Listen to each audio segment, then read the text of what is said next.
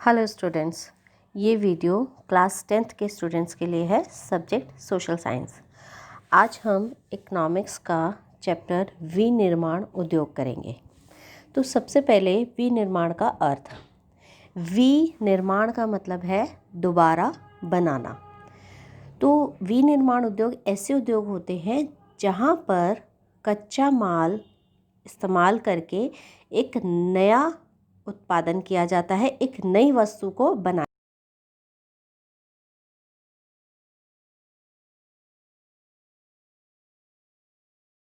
में उसको लकड़ी चाहिए, तो वो फर्नीचर के लिए कच्चा माल है। कोई खिलौनों का कारखाना है तो उसके लिए उसको प्लास्टिक चाहिए, तो प्लास्टिक कच्चा माल है।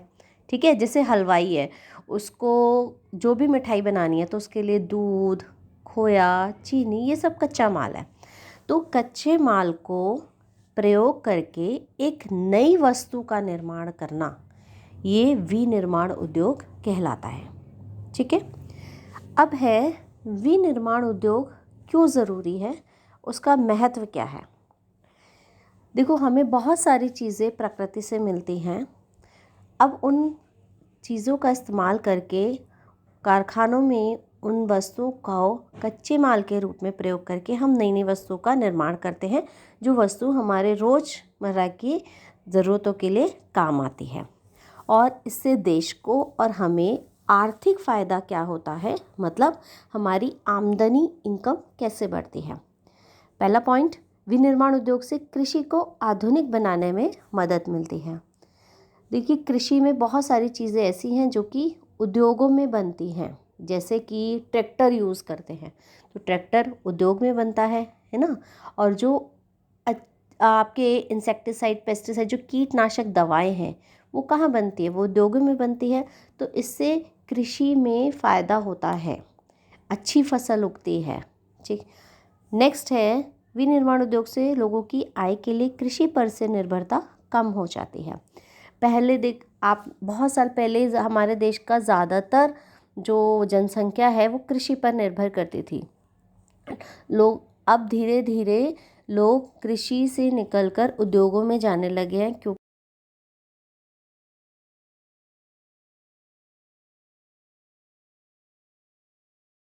खेती होती है तो उस घर के सभी लोग खेती में से नहीं जुड़ते। कुछ लोग खेती करते हैं और कुछ लोग नौकरियां करने विनिर्माण उद्योग में लग जाते हैं। इससे विनिर्माण उद्योग से जब नौकरियां निकल रही है तो मतलब रोज़गार की समस्या भी सुलझ रही है, तो बहुत सारे लोगों को ये रोज़गार भी देता है। जब रोज़गार मिलेगा, बेरोज़गारी दूर होगी, तो गरीबी भी दूर होगी। और विनिर्माण उद्योग से बहुत सारी चीज़ें जब बनाई जाती हैं तो हमारे देश की चीज़ें जब ज़रूरतें पूरी हो जाती हैं तो हम सामान जब ज़्यादा बनाते हैं तो हम उसको दूसरे देशों में भी बेचते हैं। तो जब हम दूसरे देशों में बेचते हैं तो हमें विदेशी मुद्रा मिलती है। बाहर के जो मुद्रा है, पैसे हैं, वो हमें, वहाँ की करेंसी हमें मिलती है, तो उससे भी हमारी आमदनी बढ़ती है। किसी भी देश में अगर बहुत बड़े पैमाने पर अगर विनिर्माण हो रहा है, मतलब वस्तुओं का उत्पादन हो रहा है, जितना ज़्यादा एक देश में वस्तुओं का उत्पादन होता है उतनी ज़्यादा देश में संपन्नता आती है, मतलब देश की आय बढ़ती है। अभी हमने पढ़ा कि विनिर्माण उद्योग बहुत ज़रूरी हैं। अब है उद्योग के प्रकार। सबसे पहले है कच्चे माल के आधार पर वर्गीकरण। तो एग्ज़ाम में इस तरीके से भी आता है कि एग्ज़ाम में ये नहीं आएगा कि उद्योगों के प्रकार बताइए। शॉर्ट क्वेश्चन में ऐसे भी आ जाएगा कि कच्चे माल के आधार पर उद्योगों का प्रकार बताइए। तो कच्चे माल के आधार पर मतलब है कि उन उद्योग में जिन वस्तुओं से सामान बन रहा है वो कहाँ से आती है। जैसे कृषि आधारित उद्योग, तो ऐसे उद्योग जैसे कि कोई कपड़ा मिल है, सूती कपड़ा मिल है, तो सूती कपड़े के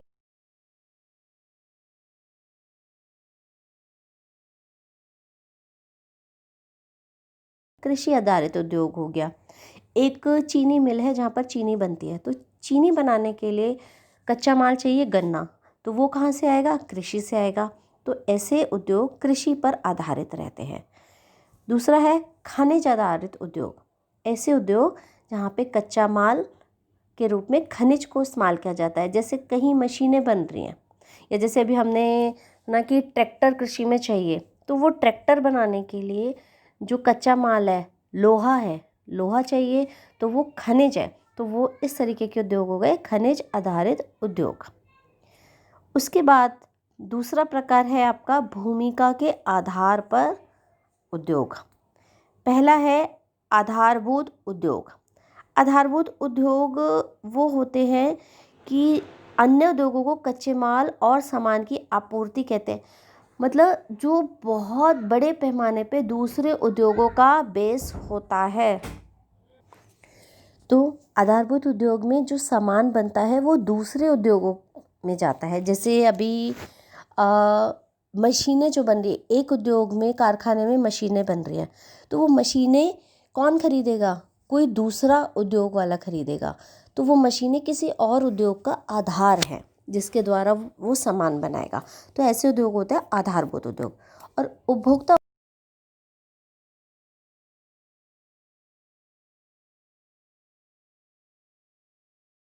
जाते हैं, ठीक है।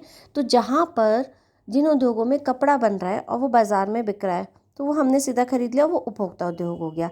चीनी बन रही है, तो चीनी सीधे बाज़ार में बिकने के लिए आती है ग्राहकों के लिए, वो किसी और उद्योग में नहीं जा रही। तो ये सारे उपभोक्ता उद्योग होते हैं जो कि उद्योग कारखानों में सामान बनता है और सीधा बाज़ार में बिकने आ जाता है। उसके बाद है पूंजी निवेश के आधार पर। मतलब किसी भी उद्योग को शुरू करने के लिए जो उसमें पैसा लगाया जाता है, पूंजी लगाई जाती है, उसके आधार पर। एक है लघु उद्योग और दूसरा बृहत उद्योग। लघु उद्योग हम उन उद्योगों को कहेंगे जहाँ पर उद्योगों को शुरू करने के लिए 1 करोड़ तक की पूंजी लगाई जाती है। जिन उद्योगों को 1 करोड़ तक की पूंजी लगाई जा रही है वो लघु उद्योग, और 1 करोड़ से ज़्यादा अगर पूंजी लगती है तो वो बृहत उद्योग में आते हैं। फिर है स्वामित्व के आधार पर। स्वामित्व मतलब कि उद्योग पे किसका हक है, उसका मालिक कौन है। पहला है सार्वजनिक या पब्लिक सेक्टर। इसका मतलब है कि जो उद्योग है उसका मालिक सरकार है, वो सरकारी एजेंसियां चला रही हैं। जैसे उदाहरण है सेल, बेल, ओएनजीसी आदि। प्राइवेट सेक्टर, जिन उद्योगों को एक देश के नागरिक चला रहे हैं उसमें सरकार का योगदान नहीं है, उसको प्राइवेट सेक्टर कहते हैं। जैसे रिलायंस है, महिंद्रा है, बहुत सारी कंपनीज हैं। या अगर मैं भी कोई कारखाना खोलती हूँ, उद्योग चलाती हूँ, तो वो भी प्राइवेट सेक्टर में ही आएगा। उसके बाद है जॉइंट सेक्टर, जिसमें जो हिस्सेदारी है सरकार और प्राइवेट दोनों।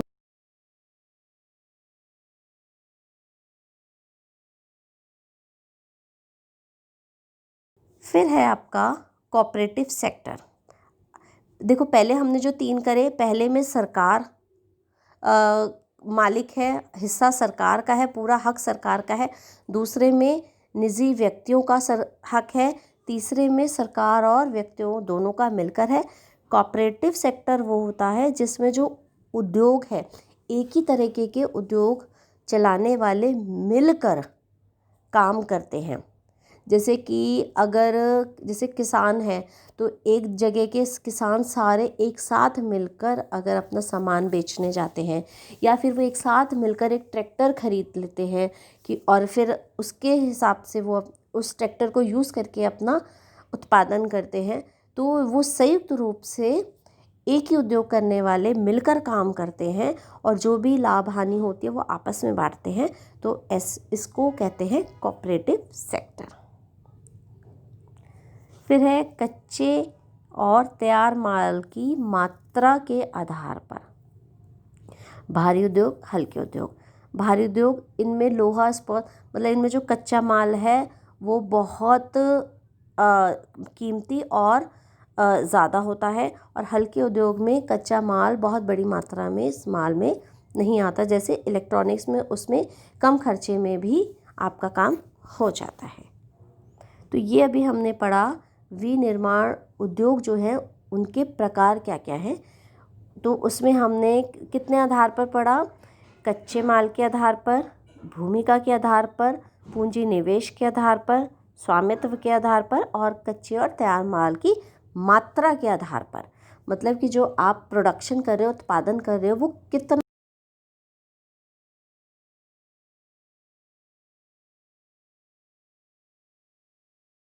उद्योग बहुत इम्पॉर्टेंट है क्योंकि इनसे उत्पादन हो रहा है, लोगों को इसमें नौकरियां मिल रही हैं तो गरीबी दूर हो रही है। तो इससे हम लोगों को तो, नागरिकों को तो फ़ायदा हो रहा है, लेकिन पूरे देश को क्या फ़ायदा होता है? जब नागरिकों की आय बढ़ती है तो देश की भी आय बढ़ती है। तो जो हमारा सकल घरेलू उत्पाद है उसमें कुल शेयर विनिर्माण उद्योग का 27% है। विनिर्माण उद्योग का शेयर 27% है। इसमें 10% खनन, बिजली और गैस से आता है और 17 विनिर्माण से आता है।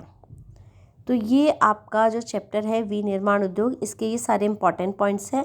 और अब एक बहुत इम्पॉर्टेंट पॉइंट है आपका उद्योग अवस्थिति। अवस्थिति का मतलब है स्थान, उस उद्योग का स्थान क्या होगा। मतलब अगर क्वेश्चन आता है कि उद्योग की अव्यवस्थिति को प्रभावित करने वाले कारक, मतलब अगर आपसे कहा जाए कि आपको एक कारखाना लगाना है तो आप कौन सी जगह पर लगाओगे, कारखाना लगाते समय किन किन बातों का आप सोचोगे, उनको ध्यान में रखोगे। तो सबसे पहले है कच्चे माल की उपलब्धता। आप पहले देखोगे जो कारखाना आप लगा रहे हो उसको बनाने के लिए, उस सामान को बनाने के लिए जो कच्चा माल है, क्या वो उस जगह पे आपको आसानी से मिल जाएगा?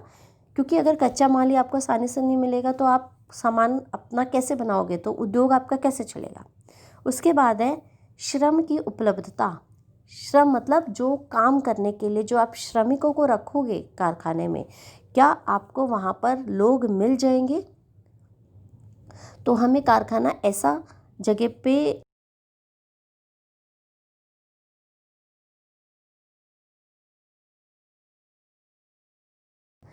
आपको देखना है, क्योंकि देखो जब हम कारखाना लगाते हैं तो हम ये देख, अगर आप कोई जगह किराए पे लेने जाते हो तो आप ये भी देखते हो कि वहाँ का किराया कितना है, कहाँ आपको कम कीमत में पड़ेगा या आपके बजट में क्या चीज़ आएगी।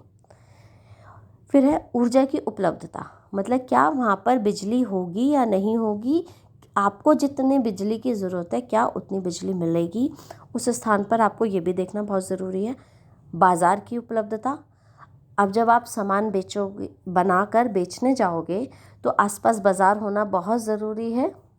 तो क्योंकि सामान जब तक बाज़ार तक नहीं पहुंचेगा तो आपके सामान बनाने का कोई फ़ायदा नहीं होगा। और अगर बाज़ार बहुत दूर होंगे तो आपको ट्रांसपोर्ट में बहुत पैसा आपका खर्च हो जाएगा। और फिर आधारभूत ढांचे की उपलब्धता, किसी भी उद्योग को खोलने के लिए जो एक बेसिक आधारभूत जो इंफ्रास्ट्रक्चर है, ढांचा है, जैसे क्या वहाँ तक प्रॉपर सड़कें जा रही हैं, सड़क आपका सामान लाने ले जाने में कोई दिक्कत नहीं है, आपको परिवहन के अच्छे साधन वहाँ आसपास मिल रहे हैं, तो हम ऐसी ही जगह पर कारखाना खोलेंगे जहाँ पर हमें सामान बनाने के लिए जो जो चीज़ें चाहिए वो आसानी से उपलब्ध हो जाए। तो इसीलिए ज़्यादातर लोग शहरों के आसपास कारखाने खोलना चाहते हैं क्योंकि ये सारी चीज़ें वहाँ पर आपको उपलब्ध होती हैं। और आजकल क्योंकि नई नई टेक्नोलॉजी आ गई हैं तो हमें सिर्फ इन चीज़ों के अलावा बहुत सारी सेवाओं की भी ज़रूरत होती है। जैसे बैंक होना चाहिए आसपास, हम बीमा भी कराते हैं क्योंकि कई बार एक डर होता है कि आग लग जाए, कुछ हानि हो जाए, तो उसके लिए हम बीमा भी कराते हैं। यातायात, सामान, कच्चा माल लाने ले जाने में और बाज़ार तक सामान, बना हुआ सामान पहुंचाने के लिए भी परिवहन के साधन चाहिए।